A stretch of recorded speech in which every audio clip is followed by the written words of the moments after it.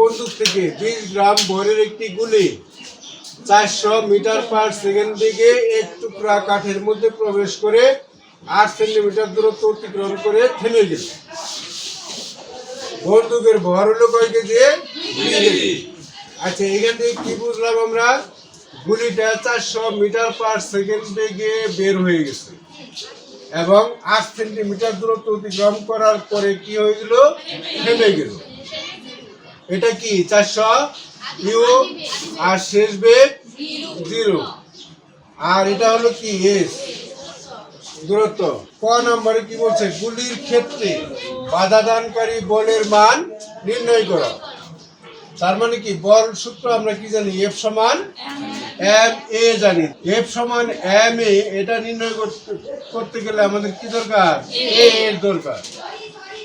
এ সূত্র আমরা প্রয়োগ করব, বা এটা আগে নির্ণয় করে নিব। গুলির আদিবেগ ইউ সমান হলো 400 মিটার পার সেকেন্ড। গুলির শেষ বেগ ভি সমান 0 মিটার পার সেকেন্ড। শেষে কি হয়েছে? থেমে গেছে। থেমে গেলে কি হবে? শেষ বেগ 0। অতিক্রান্ত দূরত্ব এস সমান 8 সেন্টিমিটার। এটাকে মিটারে প্রকাশ করি। 8/100 মিটার সমান হলো 0.08 এত মিটার। তারপরে লাগবে ত্বরণ। এ সমান হলো প্রশ্নবোধক চিহ্ন। আমরা জানি বি স্কয়ার সমান হলো ইউ স্কয়ার মাইনাস 2s। শেষে যায় কি হয়েছে? থেমে গেছে। তাহলে কি এখানে প্লাস হবে না মাইনাস হবে?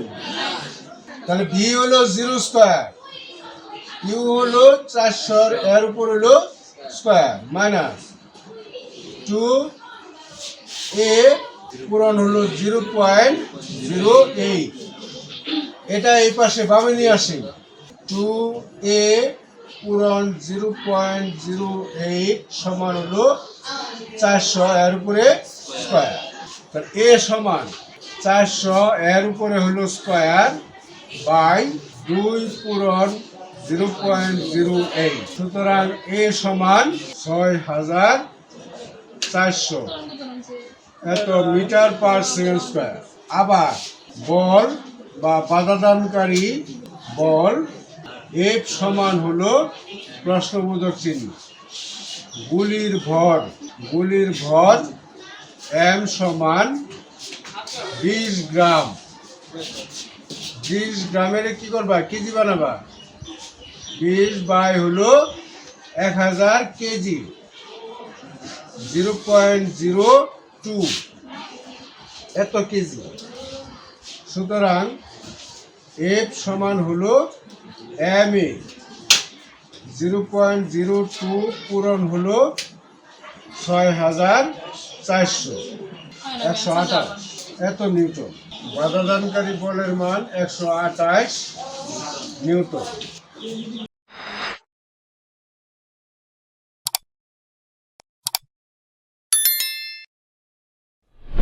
উপরোক্ত ঘটনা, এই উপরের ঘটনা ভরবেগের সংরক্ষণশীলতার নীতিকে সমর্থন করে কিনা?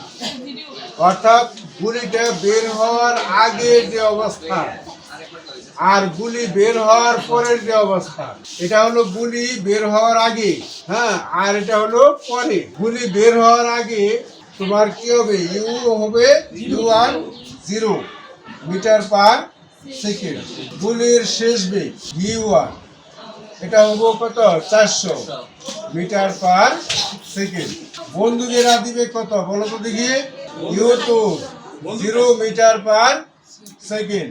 বন্দুকের শেষ বেগ v2 প্রশ্নবোধক চিহ্ন। তারপরে গুলির ভর m1 02 কেজি। বন্দুকের ভর m2 সমান হলো 2 কেজি।